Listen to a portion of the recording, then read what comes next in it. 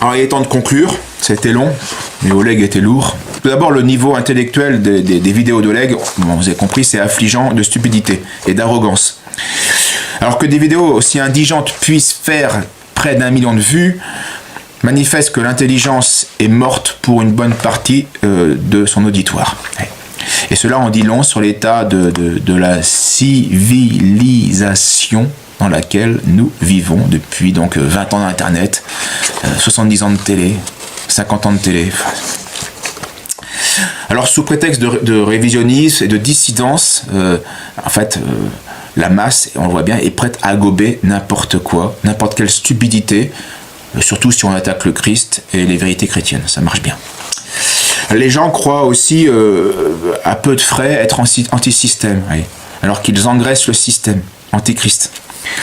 Parce que notre système, avant d'être judéo-maçonnique, est essentiellement satanique. Il travaille à déchristianiser la civilisation.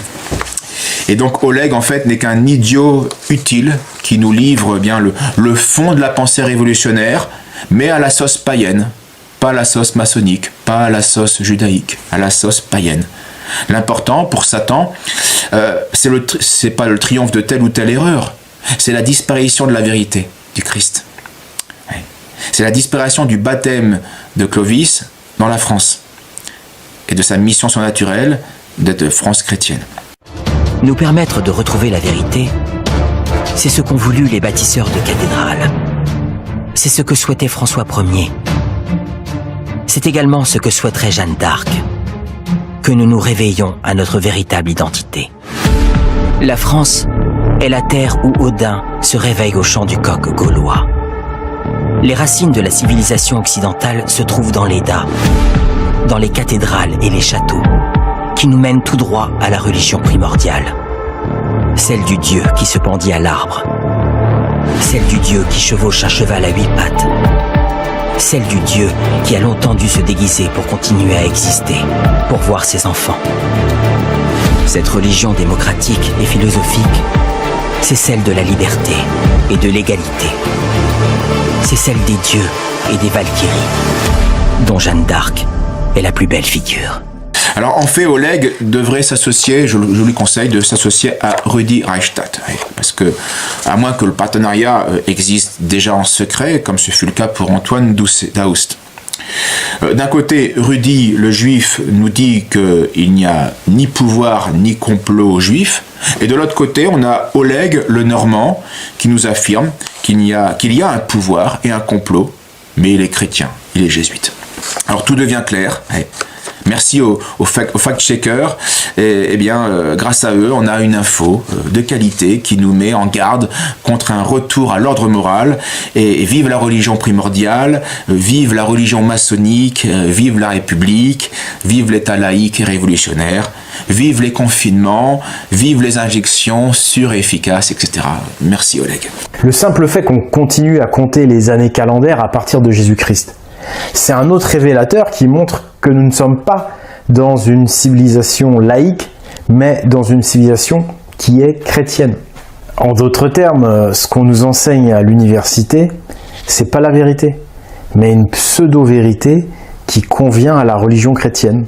Et ça dérange pas les hautes instances, puisque le Conseil d'État considère que toute activité religieuse est supérieure à n'importe quelle activité laïque. Et ça, on a pu s'en rendre compte pendant la crise sanitaire, puisque le Conseil d'État était intervenu en pleine pandémie et avait tranché en faveur des lieux de culte afin qu'ils puissent rester ouverts, tout en étant exemptés de passe sanitaire. Alors, Oleg, un imposteur, un idiot... Oleg est bien les deux à la fois, évidemment, mais il est surtout gnostique, on l'avait dit. Les religions nordiques et syrites ont disparu depuis bien longtemps. Ça n'intéresse personne. Personne n'est prêt à vivre, à se sacrifier, à mourir pour Odin, Zeus ou Thor. Non, ça n'existe plus. Ce que Oleg tente de faire revivre de manière artificielle, c'est un mythe ésotérique, plus ancien lui, celui de l'hyperborée. Le terme d'hyperborée est une construction mythique désignant les terres situées donc à l'extrême nord, terres que les Grecs n'ont pas atteintes. Et ces terres donc septentrionales sont donc synonymes de terres mystérieuses, habitées par des hyperboréens dont on ne sait absolument rien. Et tout cela est une fable, car aucune civilisation primordiale n'a vécu dans ces régions à l'époque où on le veut. Donc Oleg de Normandie tente par là de faire croire à un fantasme gnostique. La gnose s'appuie sur une volonté de dépassement, de perfection, mais par ses propres forces, et non pas par la grâce de Dieu ou par la médiation divine. C'est donc une corruption, le gnosticisme est une corruption de la religion, de l'esprit religieux. Mais pour des esprits qui recherchent une certaine perfection, mais sans Dieu, en plaçant uniquement en eux-mêmes et pour eux-mêmes cette perfection. Et en ce sens, Oleg est un parfait gnostique. Donc je pense que toute cette nordicophobie envers la tradition authentique est due déjà parce que la tradition authentique émancipe, alors que la religion met sous contrôle.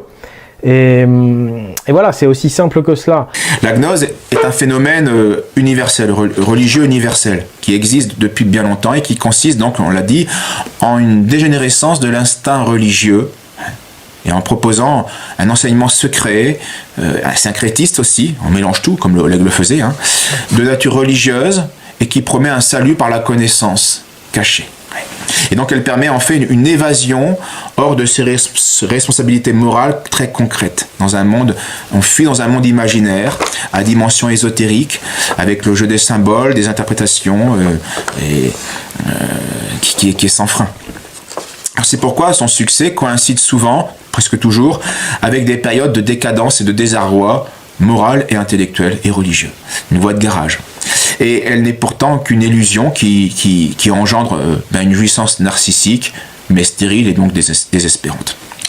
Car la gnose prétend être une révélation des profondeurs de l'homme, mais en niant toute révélation de Dieu, par principe, de relation donc avec lui.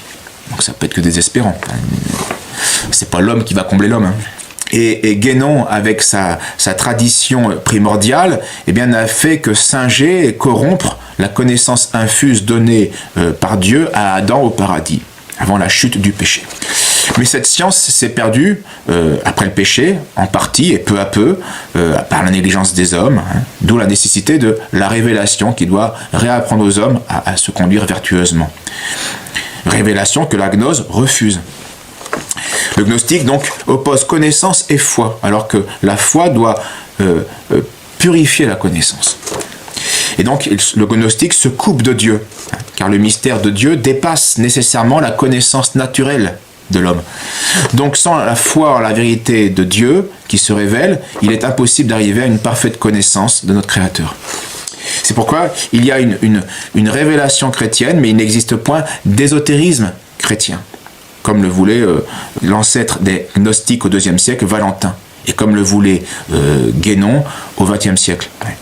Parce qu'un tel ésotérisme serait la destruction du christianisme et de son fondement, la foi pour tous. Le Christ dira d'ailleurs à Caïphe, « J'ai parlé publiquement à tout le monde ». C'était pas caché. Même si c'est caché parfois pour ne pas être tué à tel moment, mais son enseignement n'est pas caché. J'ai toujours enseigné dans la synagogue et dans le temple, où les Juifs s'assemblaient. Donc son évangile, il le prêche à tout le monde. Et je n'ai rien dit en secret. Interrogez ceux qui m'ont entendu pour savoir ce que je leur ai dit. Ceux-là savent ce que j'ai enseigné. Mais si la connaissance et la foi sont nécessaires, elles ne suffisent pas à sauver l'homme, à le béatifier. Il faut encore l'amour, la charité, la pratique. C'est pas que la connaissance des signes qui vont sauver. Saint Paul le dit. Quand j'aurai le don des prophéties, dit Saint Paul, que je pénètre tous les mystères, que j'aurai une parfaite connaissance, une gnose, c'est ça la connaissance, que j'aurai une gnose de toutes choses, quand j'aurai encore toute la foi jusqu'à transporter les montagnes, dont tous les degrés y sont, les mystères, la connaissance, la foi. Eh bien, si je n'ai pas la charité, je ne suis rien. Et ça, les gnostiques n'en parlent jamais. C'est bien un signe de leur vacuité, de leur stérilité. La gnose est donc une illusion diabolique qui entretient l'orgueil de l'homme. Voilà où mènent les lectures de Guénon, d'Evola et de toute la bande.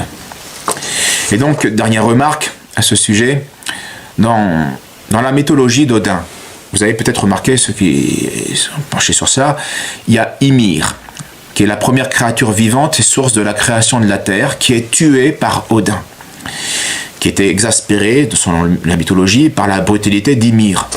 Et ensuite, Odin et ses deux frères, donc ils sont trois, utilisent la tête d'Ymir, une méchante créature créatrice, pour recréer la Terre. Et enfin, Odin obtient par son sacrifice et ses épreuves la sagesse et l'intelligence aux autres. Bien.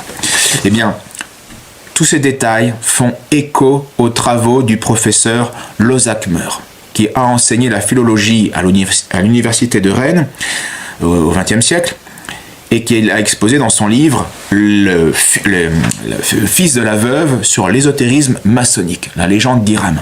Ce professeur a étudié des dizaines et des dizaines de mythes antiques, des récits symboliques, des légendes anciennes, des contes folkloriques, des rites initiatiques, bref. Et de toute cette littérature, qu'elle soit égyptienne, iranienne, grecque, latine, irlandaise, germanique, bretonne, galloise, indienne, chinoise, tibétaine, amérindienne, caucasienne, africaine même, équatorienne, australienne et indonésienne, il en ressort, lisez son livre, vous verrez, c'est passionnant, il en ressort, malgré bien sûr des grandes différences, des variantes qui sont dues à la géographie et à l'époque, un mythe originel qu'on peut réduire à la légende du fils de la veuve.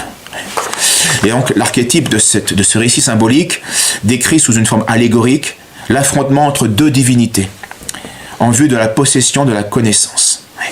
Et donc tout va tourner autour de trois personnages. On a un père d'un héros qui est un dieu civilisateur, ami des hommes, du progrès, de la technique, mais qui est victime d'un dieu jaloux. On a la mère du héros qui symbolise la connaissance, la quête de la connaissance, le désir de connaître, qui va libérer. Et puis on a ce dieu mauvais, qui est tyrannique, et qui est le meurtrier du père du héros. Voilà, ces trois personnages. Et maintenant on a le fils de la veuve qui va venger son père en tuant le mauvais dieu. Et on retrouve tout cela, on trouve des traces de tout cela dans la légende d'Odin, qui va tuer un géant, un méchant géant, qui, par son courage, apporte la connaissance, par son sacrifice, connaît les runes et apporte la connaissance des runes à l'humanité. L'humanité qui est créée à partir de la tête du méchant. Donc, tête, la connaissance, que le méchant gardait pour lui. Donc oui, Odin se rattache bien à une tradition primordiale, mais pas celle que Guénon veut nous faire croire. Mais l'étude de certains documents indiens, particulièrement romains et puis irlandais, montre que la forme la plus ancienne de cette mythologie, de ce récit, apparaît, le meurtrier du père apparaît dans le mythe des trois jumeaux, des trijumeaux, trois frères, ou d'un monstre tricéphale, trois têtes. Et les mythes parallèles ont montré que ce meurtrier, le meurtrier du père, du héros, était un dieu. Donc on a le méchant dieu dans l'histoire est un dieu à trois têtes. Un trijumeau ou un tricéphale. Vous comprenez ce que ça veut dire? C'est énorme. Donc, on a le mauvais dieu dans ce mythe primordial, dans cette tradition primordiale, le mauvais dieu, le méchant dieu, l'ennemi des hommes, c'est un dieu trinité. Vous voyez d'où ça vient. Donc, tous ces mythes anciens sont donc des mythes qui, à l'origine, qui délivrent le message du serpent, du diable, à ses initiés, de manière cachée.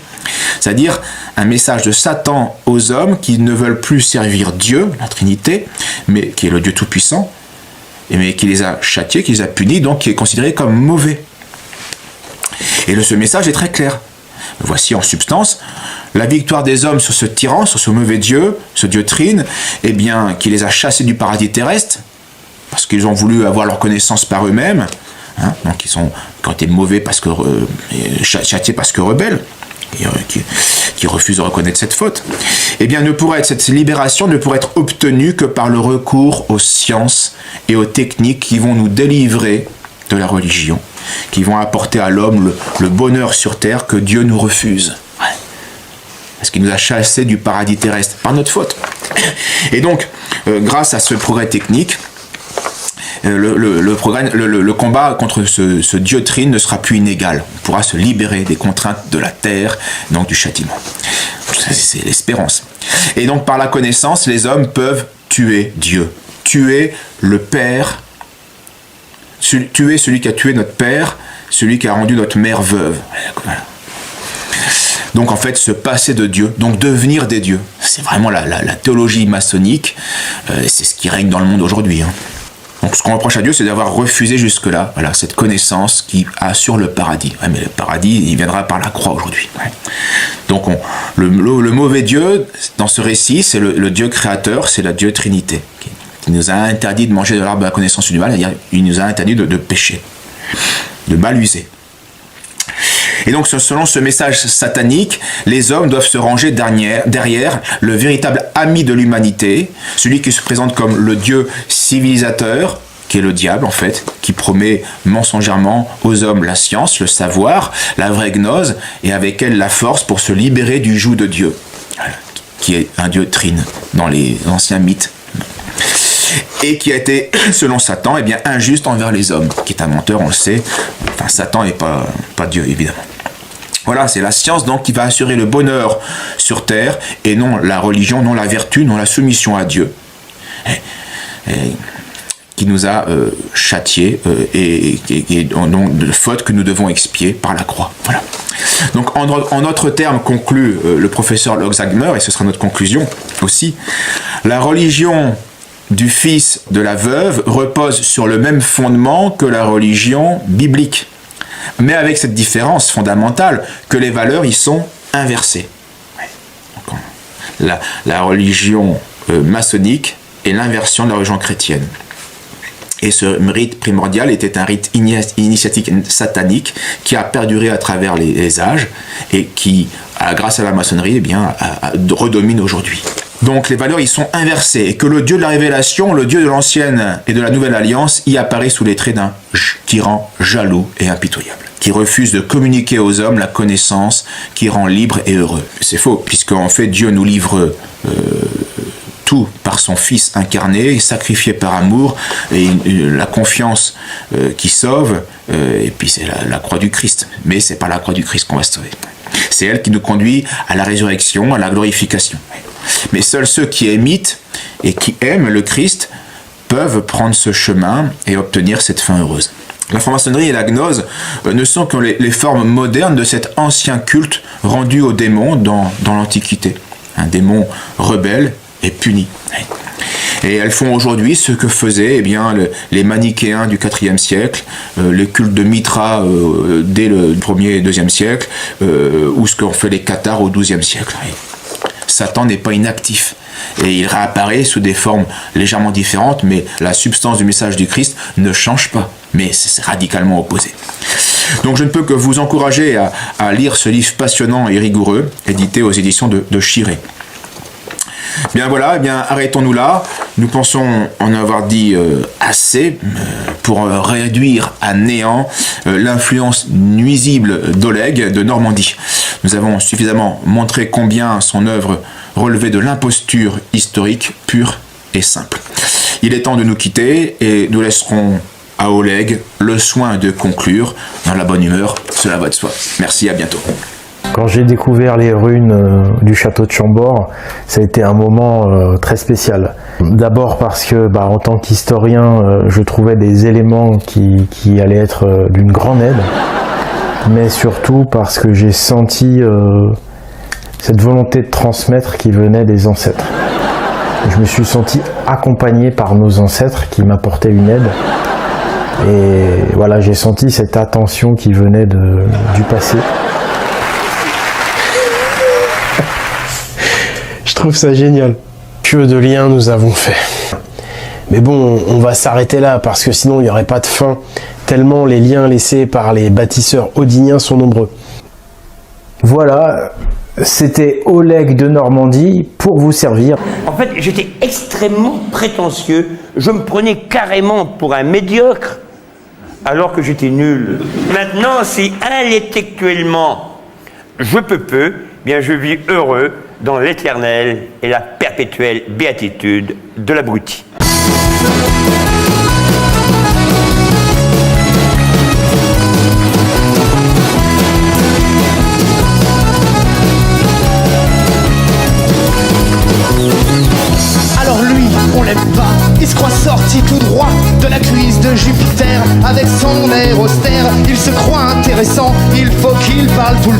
Il a des idées sur tout, il sait surtout nous bourrer fou. Oh, oh, oh. Il a tout vu, tout lu, tout entendu. Il est tellement instruit que plus personne comprend ce qu'il a tout vu, tout lu, tout entendu. Il a même dit qu'il n'y avait pas plus modeste que lui. Personne ne peut le dépasser sur toute question cadrée. C'est un abruti.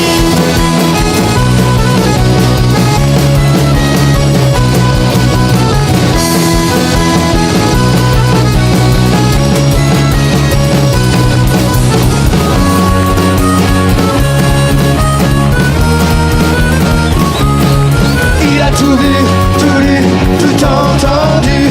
Il connaît tellement de monde que plus personne se souvient de lui. Il a tout vu, tout lu, tout entendu. Il a déjà réussi à nous polluer la vie. Petit Jésus, si tu écoutes, il faut que tu te méfies. Quand il montera au ciel, ça sera plus jamais le paradis. Avec cet abruti.